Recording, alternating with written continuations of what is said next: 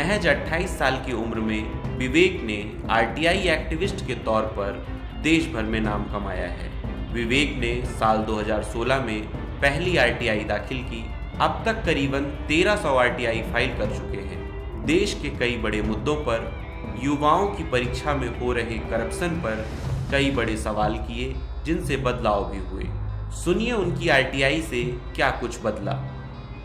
NCERT को मैंने एक आरटीआई पहले वर्ष 2022 में फाइल करी थी, फिर 23 में फाइल करी थी।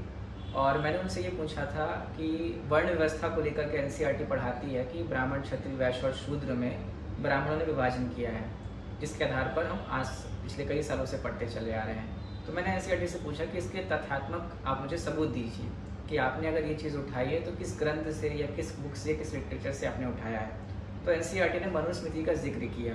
तो फिर मैंने दोबारा से आरटीआई फाइल करी कि मनुस्मृति में कहाँ लिखा हुआ है कि इन 4 वर्णों में ब्राह्मणों ने विभाजन किया है।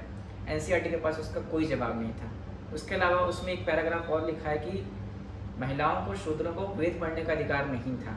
इसका भी मैंने उनसे जवाब मांगा कि कहाँ पे लिखा हुआ है, कहाँ से आपने उठाया।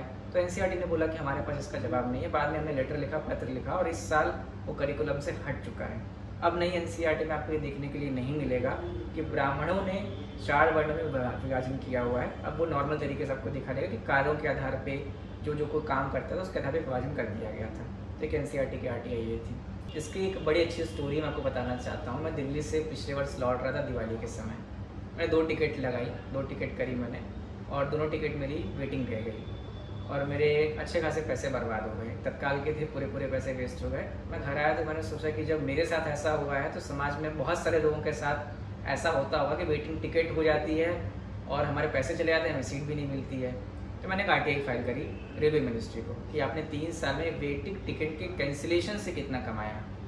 मतलब वेटिंग टिकट थी, सीट अलॉट नहीं हुआ, लेकिन एक चार्ज वो काट लेते हैं। तो 1230 करोड़ रुपए के आसपास रेलवे मिनिस्ट्री को मिला, जो कि हमारी जेब से चले गए, हमें सीट भी नहीं मिली। बाद में जब एक आरटीआई से खबर आई, मैंने सारे मीडिया हाउस को दिया, ऑलमोस्ट भारत के सारे मीडिया हाउस इसको कवर किया। बाद में भारत सरकार ने वेटिंग टिकट के कैंसिलेशन के नियमों को चेंज किया। तो एक बड़ा परिवर्तन था जो एक 10 रुपये के आरटीआई से लाया गया। मैंने भाजपा, बीजेपी या मैं किसी पर्टिकुलर पार्टी की बात नहीं करना चाहता। मैं बात करूँगा योजनाओं की। तो मैंने जितनी भी बड़ी योजनाएं रही हैं, चाहे वो केंद्र सरकार की, राज्य सरकार की, मैंने आरटीआई दायर करके एक ट्रांसपेरेंसी के उद्देश्य से कि भाई हमें पता होना चाहिए कि जो पैसा हम पे कर रहे हैं वो कहाँ पे सरकार यूज़ कर रही है। उसको लेकर के मैंने लगभग सारी ही योजनाओं में, बड़ी योजनाओं को मैंने आरटीआई दायर करी है। चाहे आयुष्मान भारत की योजना रही हो, या प्रधानमंत्री जन धन योजना रही हो, या किसान वाली योजना रही हो, तो मैंने सब पे ही आरटीआई करी है। मेरा उद्देश्य यही है कि ट्रांसपेरेंसी होनी चाहिए, पारदर्शिता बहुत ज़रूरी है यदि अगर आपको अच्छे से कार्य करना है समाज में। तो विवेक को क्यों लगा कि उन्हें एक आरटीआई एक्टिविस्ट बनना चाहिए? मैंने कभी एक आरटीआई एक्टिविस्ट बनने के बारे में नहीं सोचा था। मैं और मेरे एक छात्र समूह के साथ में 2016 में नीट 2 पेपर लीक का केस सुप्रीम कोर्ट में हम लड़ रहे थे, और हमने एक इन्फॉर्मेशन निकालने के लिए मैंने पहली बार सीबीएसई को एक आरटीआई दायर करी थी। जस्टिस लोधा कमेटी का फॉर्मेशन सुप्रीम कोर्ट के द्वारा किया गया था, और उसमें पेपर लीक की जाँच हो रही थी। वो जाँच की रिपोर्ट मुझे पहले चाहिए थी।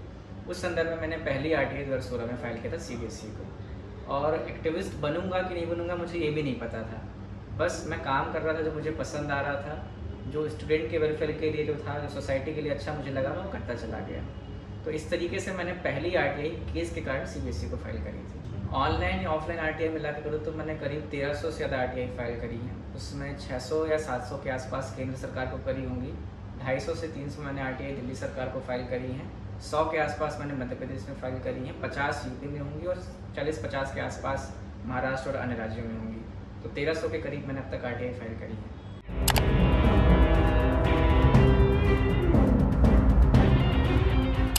देखिए, एक आरटीआई एक्टिविस्ट के तौर पे डर तो होता है। जब आप शुरुआत करते हैं, शुरुआत करने के बाद कुछ ना कुछ ऐसी कंट्रोवर्सी जीवन में आती है जहाँ पे आप परेशान होते हैं। जब मैंने भी पहली आरटीआई फाइल करी, तो आरटीआई के बाद जब मैंने और चीज़ों को आगे बढ़ाया, तो कई बार ऑनलाइन प्लेटफॉर्म पे, ट्विटर पे या सोशल मीडिया पे इस चीज़ का सामना करना पड़ा मुझे। कई बार मुझे एफआईआर करने की धमकियाँ दी गई। इवन जब मैं नीट द्वारा पेपर लीक 17 की मैं बात कर रहा हूँ, पेपर लीक केस पे काम कर रहा था, मैंने याचिका दायर करी थी। तो पटना, बिहार के कुछ ब्रोकर से जो पेपर लीक में इन्वॉल्व थे, उन्होंने मुझे फ़ोन ला के जान से मारने की धमकी दी कि आपको घर में घुस के हम गोली मारेंगे या ऐसा वैसा।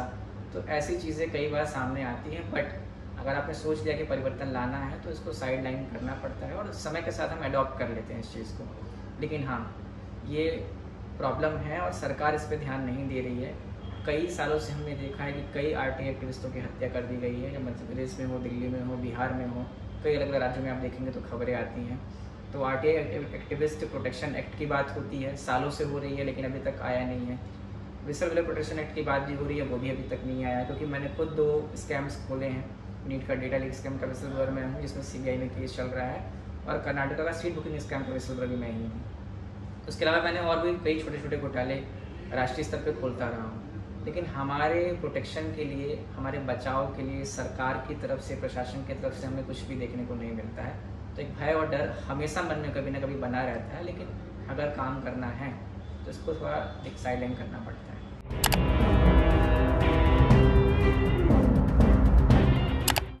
बहुत सारे ऐसे लोग हैं जो आरटीआई एक्ट का यूज़ ब्लैकमेलिंग के लिए करते हैं और गलत इस्तेमाल करते हैं। हाँ, मैंने इस पर एक आरटीआई दायर करी थी डीओपीटी को और भारत सरकार को। भारत सरकार कहती है कि हमारे पास ऐसे कोई डेटा नहीं है, बट कुछ ऐसे लोग हैं जो इसका दुरुपयोग करते हैं, लेकिन मेजॉरिटी ऐसी है जो इसका सदुपयोग करना चाहती है समाज के हित के लिए। हमारा उद्देश्य यही है, पारदर्शिता होनी चाहिए। जो भी कार्य हो रहा है, किस भी तरीके से हो रहा है, उसमें ट्रांसपेरेंसी बहुत जरूरी है। मैं तो चाहता हूँ कि जो भी इस वीडियो को देखें, आप हर कोई आरटीआई फाइल करिए। आपके घर के आसपास रोड बन रही है, लाइट लग रही है, आप आरटीआई दायर करिए। आप देखिए कितने रुपए लगाए गए, कितने पैसे किसको दिए गए, क्या वाइजली आपके पैसों का यूज़ हुआ है कि नहीं हुआ है। अगर हर कोई ये काम करने लगेगा तो करप्शन अपने आप ख़त्म हो जाएगा।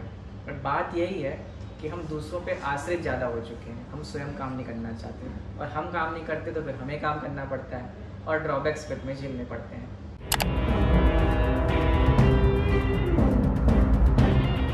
यदि आप सरकार के विरुद्ध काम कर रहे हैं, मैं सरकार के विरुद्ध नहीं बोलना चाहूँगा, मैं गलत नीतियों के विरुद्ध काम अगर आप कर रहे हैं, जो सरकार की गलत नीतियाँ हैं जहाँ से लोगों को फ़ायदा मिलना चाहिए बट नुकसान हो रहा है, अगर आप वहाँ पे काम कर रहे हैं तो ड्रॉबैक्स होते हैं उसके, जिसका हमें हर जाना भुगतना पड़ता है। कई बार 2 से 3 बार मेरे ऊपर FIR करने का प्रयास किया गया, और कई बार ट्विटर पे ट्रेंड भी हुआ अरेस्ट विवेक पांडे करके कि मुझे अरेस्ट किया जाए।